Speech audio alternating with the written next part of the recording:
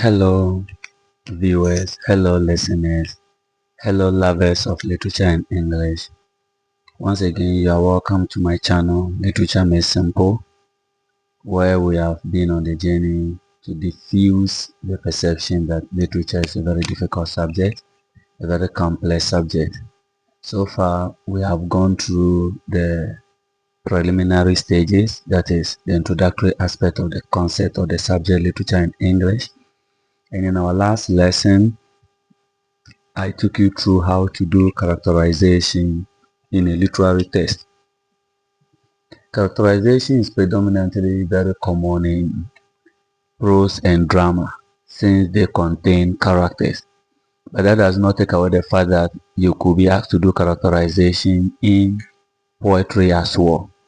We have some poems that are narrative poems so long and therefore they contain characters, and sometimes you'll be asked to identify or characterize those personalities or individuals. Now, I promised you in the last lesson that today or in our next lesson, I will do practical example of how characterization is done.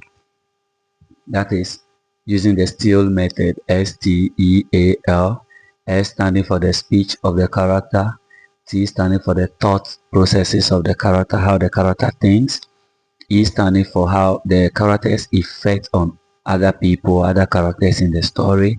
A standing for their actions, what they do, how they do it. Then the L standing for their looks or appearance of the character. Today I've chosen one book that is a recommended book for those who are offering literature in English at the senior high school level. And I specifically chose that to help you understand how to do characterization. So if you look on my screen, you can see characterization of Fina in So the Path Does Not Die by Pede Holist.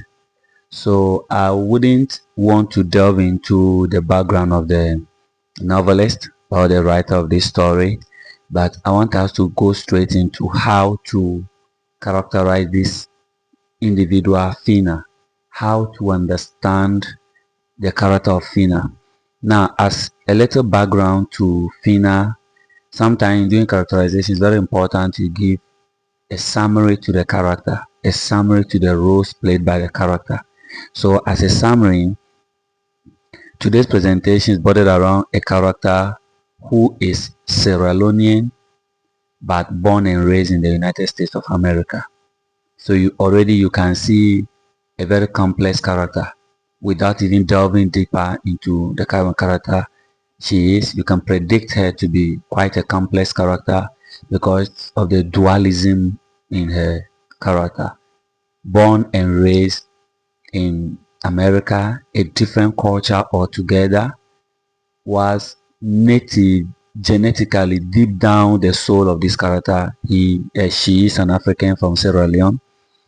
So if you read the story, So the Path Does Not Die, basically you get Fina to be a character who is torn between her origin, that is Sierra Leone, that identity, and the American identity. So it's easy to conclude that one of the main challenges that Fina faced in the novel or the story is identity crisis, trying to know whom she is, trying to identify her identity very well. Now, let's look at how to characterize Fina. So the first element I'll choose is Fina's speech, voices of conflict and conventions. So in her speech or her speeches in the story, you can identify conflict.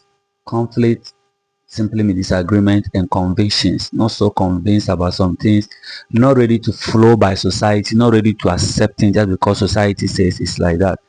So conflicted identity in language. Fina's speech reveals her internal struggle reflecting her dual identity, American upbringing mixed with Sierra Leonean heritage, like I mentioned earlier. So that is the source of conflict in her identity. Trying to know whom she is, trying to identify herself. Now, as a result of this confusion in her identity, she questions norms a lot, questioning cultural norms. She courageously challenges oppressive tradition, notably female circumcision, openly voicing dissent despite familiar tensions. If you look at her cultural heritage, she's from a place where usually females do not have that voice. Females are not allowed to question tradition. Females are not allowed to question authority. But if you combine her heritage with where she was brought up in a cultural setting where people have people respect their human rights a lot, and regardless of your gender, there's that kind of equality. Therefore, you could question anything that you do not agree with or you do not accept. So Fina is found to be the type that questions this kind of authorities and things. Deep moral convictions. Her language carries depth. So now we are trying to get something from her speech. The kind of person she is, the kind of language she uses carries depth, reflecting reflections and wisdom that inspires others to reconsider entrenched belief. So she is like an embodiment of someone who serves as the benchmark for people to learn from. She is that character that will always set the pace for people to copy from, to learn from her. So that is what you can know about Fina over there. If you look at the picture, the background, you realize that she's in front whilst others are behind her. So those are the people looking at the way she talks, listening to her, and then try to learn from her. Now, before I go to her thoughts, I want to also inform you that when you use the still method to do characterization, you are not binded by any strict rules. Maybe you should look for all the elements, no, or maybe each element should present one key thing, no.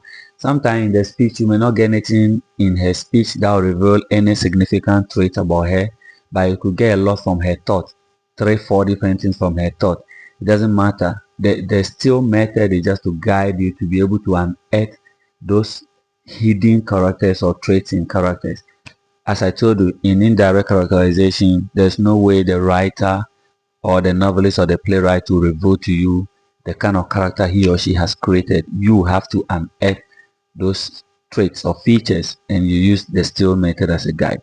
Now, in her thought, you could see identity and trauma. Automatically, when there's identity crisis, there's bound to be trauma. The character is bound to be traumatized because the character is struggling to know whom she is. Fina's internal monologue centers on grappling with who she is between two worlds, the American and the Sierra Leonean. So she's struggling to understand herself, to know whom she is. And that brings about a kind of identity crisis, which brings to bear the trauma that she's facing. Internal monologue here tells you that most of the time, Fina seems to talk to herself, engage like it's internal.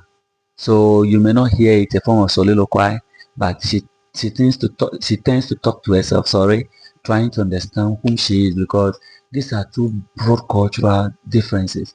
These are two diverse ways of life. The American way is at the far end of the pole, and then the Sierra Leonean way is at the other end of the pole. So combining this in one character is bound to be faced by a lot of identity crisis and hence the trauma.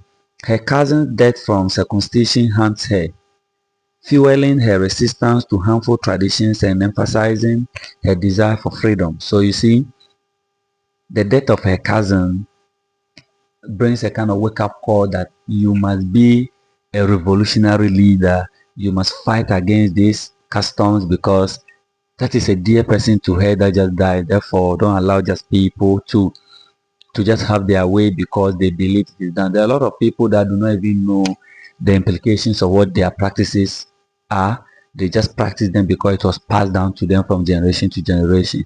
And that's the source of her trauma. Now we look at her effect on others. I think it's easy to be able to get thinness effect on others, sorry. Inspiring change and tension. That's straightforward.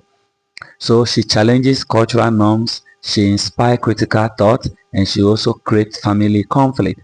Fina's defense provokes community reflection, challenging long-held cultural practices. These female circumcisions are things that have been there since time immemorial. It has been there from generation to generation. So for her to be the one to start to fight against that, you realize that to provoke rebelliousness, it will people will stand against her, society will be against her. But at the same time, her decision to fight against that is the way of trying to cause a change. That's how much effect she has on other people. Sorry, okay. So I think to have a lot of the things in mind. That's why it looks like I wasn't following with the slide. I'm sorry with that. So about thinness effect on others, we are looking at. Okay, briefly, let me just take you back to her internal thoughts, that is struggling to define herself and haunted by trauma of the death of her cousin, which made her to fight against those cultural practices. Now, this has thinness effect on other people. So again, inspiring critical thought, her boldness encourages relatives and peers to think critically about tradition. It's like she's doing what nobody thought anyone could do, and even somebody would do it, not a lady, not a girl child. Therefore, others are beginning to reason with her, are beginning to think about her ways and others. Then family conflict, her view caused tension, highlighting generational and cultural divide. It's just like one family against a whole country or a whole cultural setting. So definitely you should expect conflict within her family, because some people will see reasons in her. Those who are beginning to think critically, whilst others may not see enough reason with what she's doing. Now let's look at Tina's actions. I would like to put it her actions and inactions, but refusal of circumcision. Obviously, Fina as a character, you don't expect her to accept that she should be circumcised. Female genital mutilation. She will never accept that. A bold personal rejection of a painful cultural practice shaping her identity and autonomy. She is brave. She is someone who stands against that. And if you are fighting, they say lead by example. So if you are fighting against that, then you should be the first to fight and prevent yourself from going through the same thing. Even though sometimes you can be a leader by example, but you go through it. Then after going through it, then you now learn and decide that you don't want others to go through it after what you've learned. Now returning to Sierra Leone about her actions. Facing her past and heritage directly, demonstrating inner strength and desire to reconcile dual identity. So now she's beginning to accept whom she is, she's beginning to know whom she is, but at the same time, she's not ready to let society walk over her. It's internal reconciliation. Then there's personal growth. Her journey reflects transformation through confronting trauma and embracing cultural hybridity. So hybridity here simply means two things that are brought together. So the American culture and then the Sierra Leonean culture. So Fina is living and be lived with, if I could put it that way. Then let's look at her appearance. She's a very beautiful lady, non-superficial presentation. So the novel prioritizes Fina's presence and mannerisms over superficial beauty standard. She's a beautiful lady, but her beauty is inside out. Inside out simply here means that we are not looking at the outward appearance, but we are looking at her inner beauty, how she was able to fight. Beauty in literature goes beyond looks, even though there still has held to be looks. We are looking at internal qualities that defines your beauty. Then blending styles. Her dress images American and African aesthetics, visually representing her hybrid identity. So she is the kind of character that combines both upbringings, her cultural heritage, and where she was born and raised, and it appears or it reflects in her dressing. So you see, this is what makes literature interesting. The writer's description of her appearance is enough to give you an idea about her personality without the writer telling you that she's like this or like that. You can know from that. Confidence and duality. Duality is obvious. I've been speaking about Fina's duality throughout, and her confidence, to mention it because ability to stand against society. Standing against culture here means standing against society. So ability to stand against society is enough to define her confidence, and then the duality also over there. Now, Fina as a protagonist. So in characterization, I think I mentioned different types of characters. The protagonist, the antagonist, the villain, the major, the minor, the deuteragonist, the love interest. We have different types of characters.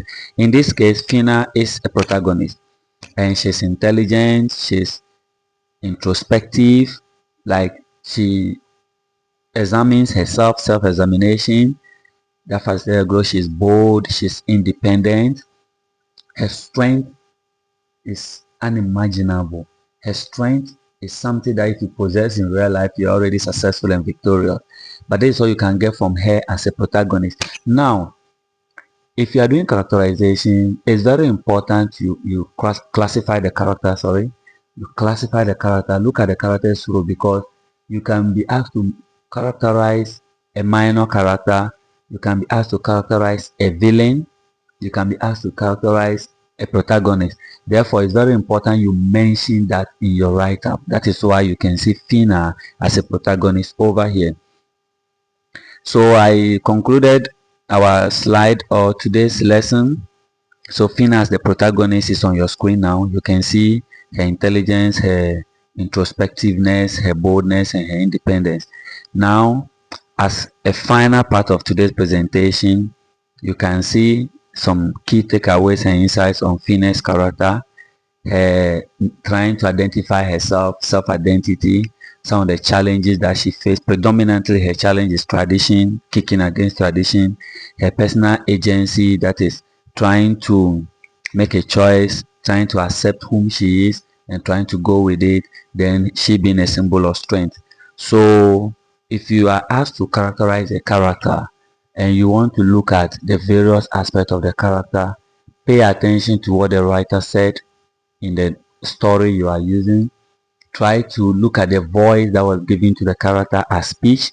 Try to look at the monologues, the internal monologues, the silent thoughts of this character that are revealed to you, and see how they define the character. Because there are some characters that when you are characterizing them, their internal thoughts may bring out cowardice, it may bring out intelligence, it may bring out boldness. So those internal thoughts are key and very important in doing characterization. Then try to look at anytime the character is with other people, how that his or her actions impact the lives of those people.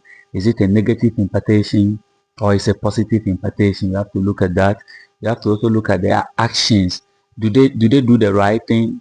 Do they say what they do or do they do what they say? You have to look at that. Then their looks. And as I mentioned in our presentation or class today, the looks may go a little deeper to look at inner beauty and outer beauty depending on what is presented to you. Note, you may not find all these elements in a single character. Sometimes, mostly, if you are looking at minor characters, you may only get like one or two of these, but they will still give you a fair idea about how to do characterization. Don't forget, if it's a minor character, you have to state it. If it's a major character, you have to state it. Alright, so thank you for being part of today's lesson. I know you have some few takeaways from today's lesson.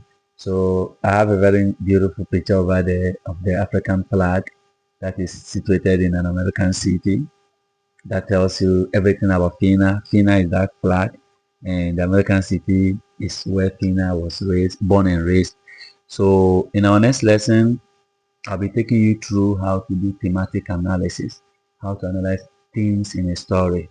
The centermost ideas in the story are the driving forces of the story. Before a writer set out to write any story, any poem or anything, it is something that brings to mind, something that clicks in their mind that they want to write about, and you should be well armed in dealing with this. Alright, so see you in the next class. Goodbye.